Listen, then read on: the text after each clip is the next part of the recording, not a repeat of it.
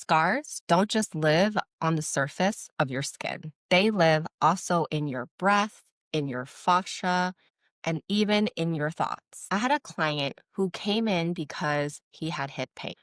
He had strained his hamstrings in an injury not too long ago.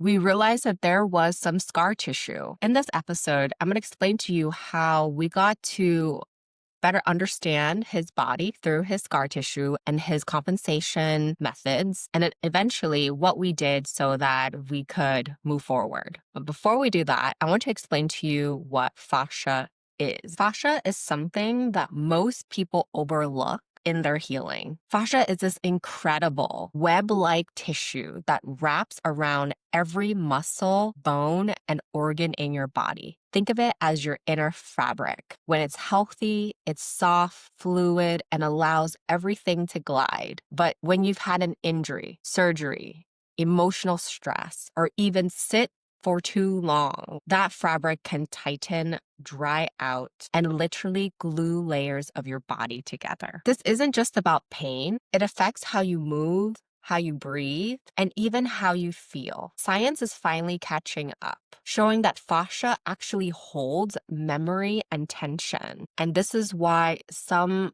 yoga postures can unexpectedly release emotions or memories. What I love about working with fascia is that it responds best to gentle, slow, intentional movements. And that is what we were able to do with my client. So going back to our initial assessment, as he was bending over into a hamstring stretch, he was so out of breath that he had to stop. This is the moment in yoga therapy where we say, okay, we have found the area that is the problem. And normally, if you've had a hamstring injury not too long ago and there's scar tissue, it's easier to get rid of scar tissue as it's just been created than it's been dormant for a really long time. And other muscles and things have just kind of grown around it. So what we did was we started to add a ball into our pre-yoga sessions. So he would actually lie on this ball under his hamstring and just breathe. What we're doing here is allowing this gentle nudge to just let his body open up. It was in the hamstrings to release the scar tissue because he was very active. He had really tight quads. So if you have tight hamstrings, normally you also have tight quads. We were able to open up both areas with different props. His hip pain actually is now more controllable because now he's still doing his same favorite exercises. He's able to do recovery a lot better. And the whole goal of yoga therapy in working with scar tissue is just sometimes it doesn't fully go away because we can't control scar tissue and fascia like that, but we can learn to work and live within its constraints. And one thing about yoga therapy is that it meets you where you are and you're better trained in your own self-awareness and proprioception so that you can better gauge where you are, and that prevents injury as well. So this client was actually very open to learning more because they understood that this hip pain is not going to go away on its own. Not only is scar tissue a thing, but it is a capture the capsule of tension of what happened. So during injury, we tend to push ourselves, and maybe it's due to compensation of another thing that's not going in our lives, and we feel like we have more control over our bodies, but we push ourselves too far and then the body snaps. And so at that point, we bury shame or we bury feeling inadequate, and it becomes part of us. That's why it's so important to unlock tight areas of the body so that we can better not just increase the health of our fascia, but so that things can flow through.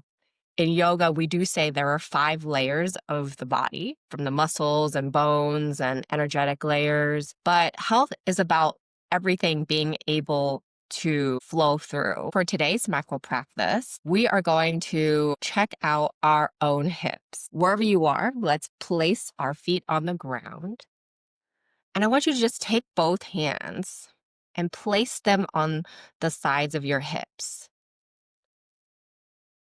And as you lengthen and breathe through your upper chest, I want you to notice if you're holding any tightness in your hips. Since you have one hand on your left and one on the right, you could even compare the two. Sometimes we tend to slouch to one side.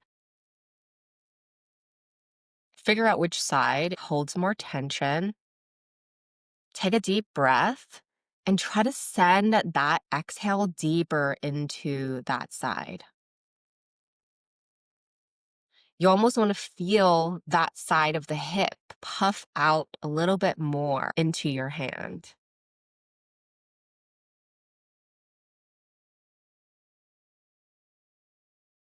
You might want to give this a go a few more times. Press pause if you need to.